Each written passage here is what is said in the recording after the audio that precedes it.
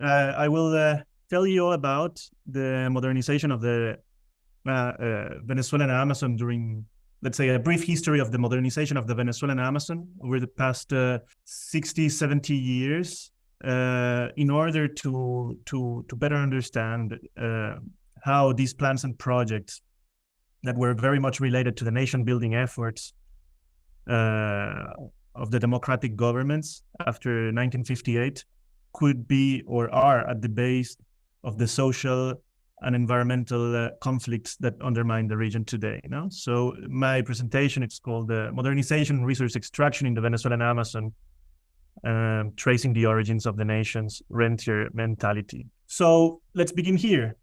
The Alliance for Progress was an ambitious foreign aid program launched by American President John F. Kennedy in 1961. And this program was aimed at reducing poverty, bringing political stability, and establishing economic cooperation between the US and all Latin American nations. It was signed by all Latin American countries with the exception of Cuba, because it was also an attempt to counter the radicalizing effects of the Cuban Revolution in a region that had, or that still has, great social and economic disparities.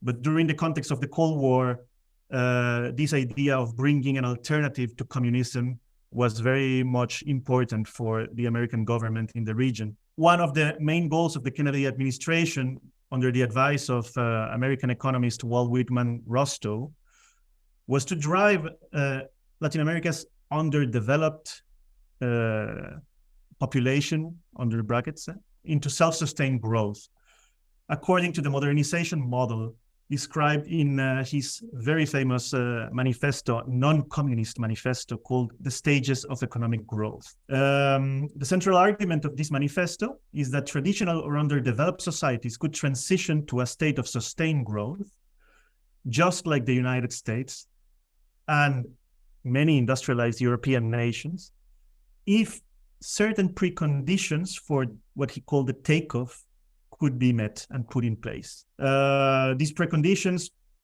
have many dimensions, and not all of them are economic in nature, since an important part of the fundamental changes required have to do with a new set of social values promoted by a modern new elite or by external forces. Other preconditions are more related to what they call social overhead capital, which is basically the provision of basic infrastructure for development, basic services for development, and so on. American social scientists, so let's say Rostow and his colleagues in the United States, believed that many Latin American nations had fulfilled most of these preconditions for the takeoff. And Venezuela was among such nations, according to them, because a liberal capitalist democracy had been established in 1958, and the values of modernization had long permeated a growing middle class due to the discovery of oil deposits along the Maracaibo Lakeshore in 1914, and because of the strong and never-growing presence and influence of American, Dutch, and British oil companies in the country. So let's say all these modern values, such as work, let's say Protestant work ethics, efficiency, etc., capitalism, democracy, they had already permeated Venezuelan society to the point that democracy was established after 10 years of a military dictatorship. So framed by this ideology of modernization, almost all Latin American countries aimed at leaving behind the so-called backward colonial past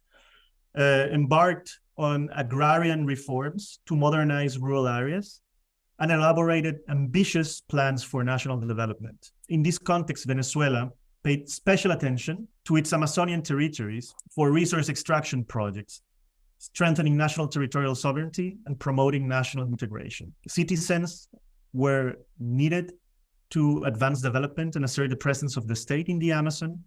And to this end, colonization campaigns were launched in the region that went hand in hand with agrarian reforms, because the provision of land titles became the most attractive way to lure settlers. It's important to mention that the Venezuelan experience in the Amazon region was not unique. It was part of a broader trend in the South American region, very much fueled and pushed forward by the Alliance for Progress of the Kennedy administration. And this broader trend in which an idea of progress and geopolitical interest were framing the entire situation set powerful forces in motion in the Amazon forest. So the establishment of national sovereignty, the desire to govern the hinterland, became important concerns in other Amazonian countries during those years, such as Peru, Brazil. Let's say the military dictatorship in Brazil very much did similar things. The Peruvian president, Fernando Belaúnde Terry, did similar things. Ecuador, Bolivia, Colombia, and so on. It was really a regional trend.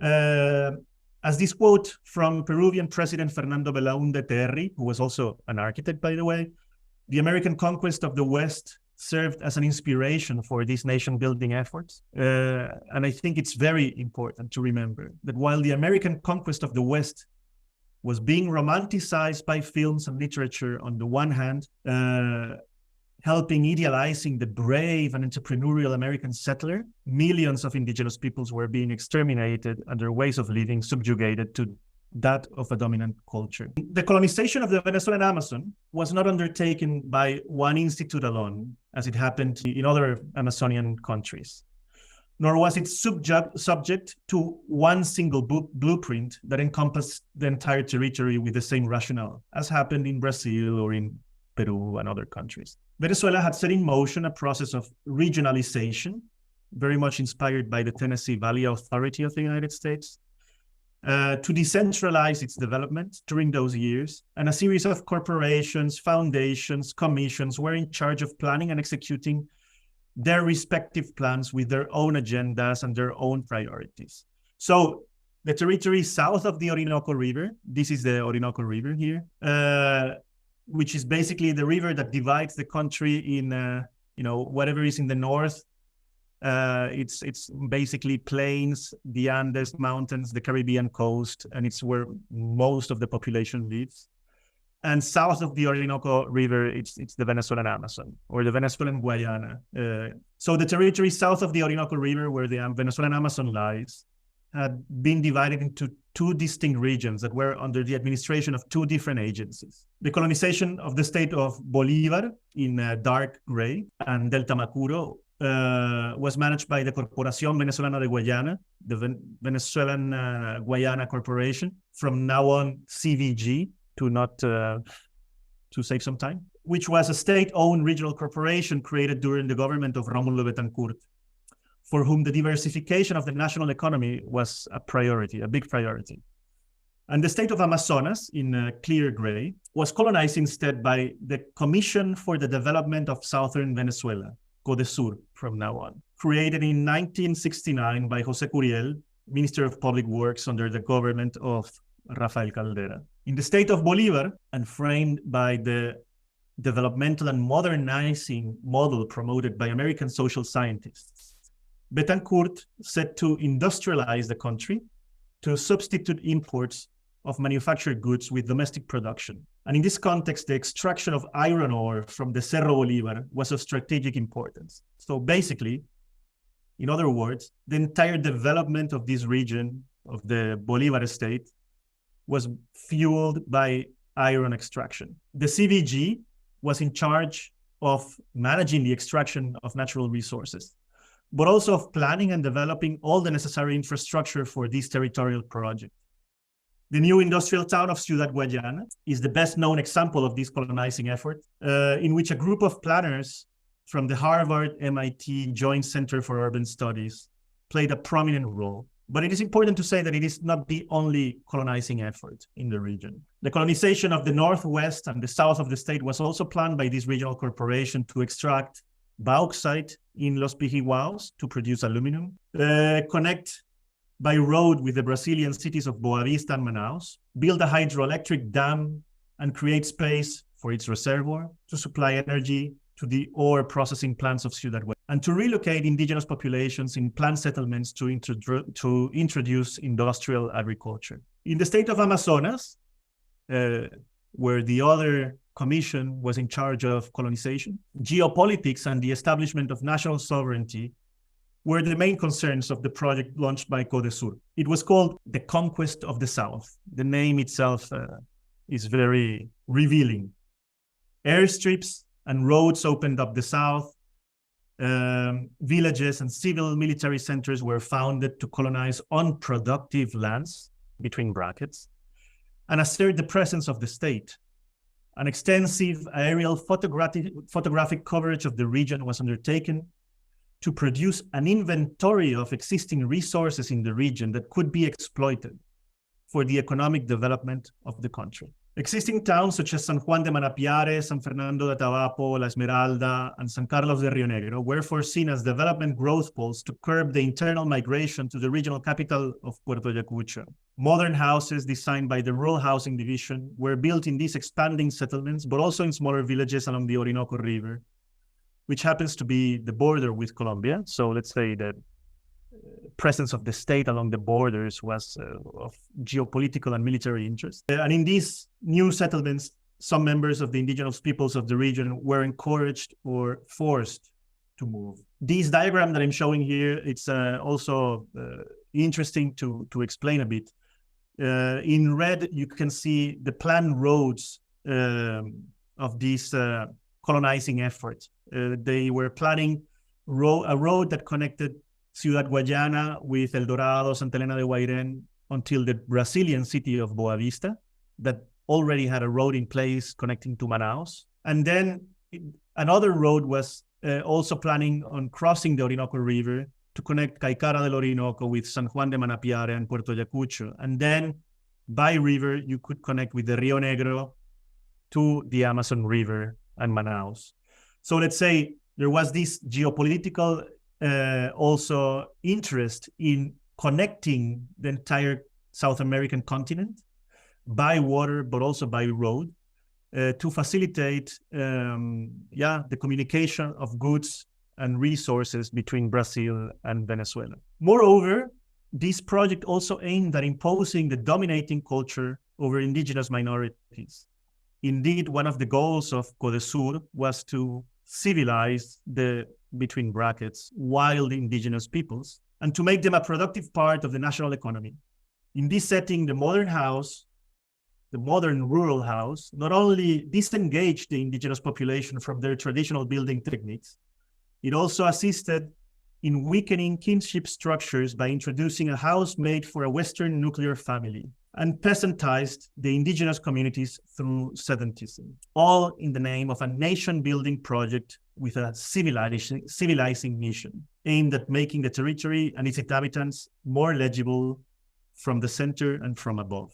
It is important to mention that the same contempt that characterized the narrative against the so-called backward and ignorant peasants in the north of the country, which became the justification of the National Rural Housing Program, was used towards the indigenous peoples of the Venezuelan Amazon. Through the modern lens, indigenous settlements were underdeveloped, and the modern rural dwelling would make them true Venezuelan citizens. I'm showing here official propaganda of the National Rural Housing Program, in which you can see a traditional hut, and on the background, a line of modern rural houses. And it says, on the rubble of the past, a new life is born. So we are leaving behind the backwardness to achieve modernity. But this integrationist and developmental approach culminated in the construction of hundreds of identical housing units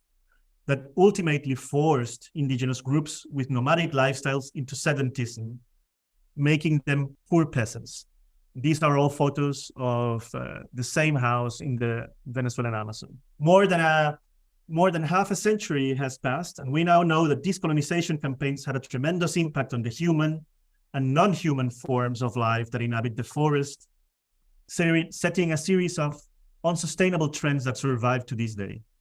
The colonization of the Venezuelan Amazon created an environment where land was commodified, where tensions between the state, settlers, and indigenous peoples often result in violence and further environmental degradation, where poverty cycles are perpetuated, and where the imposition of a dominant culture over ancestral worldviews has had dramatic repercussions. Now, let's fast forward in time and understand some continuities between these plans and recent events. Today, the national government has created in the Venezuelan Amazon, by presidential decree, the largest mining project in Venezuelan history. It has been branded as the Orinoco Mining Arc.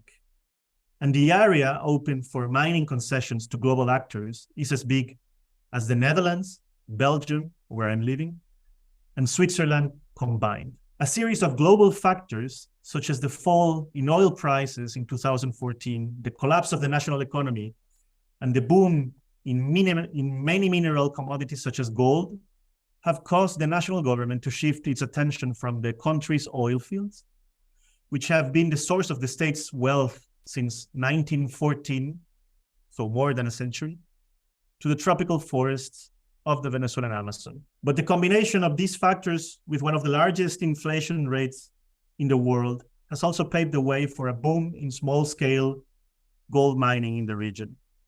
Today, 80% of the artisanal and small-scale mining activities that take place in Amazonia are in Venezuela, 80%.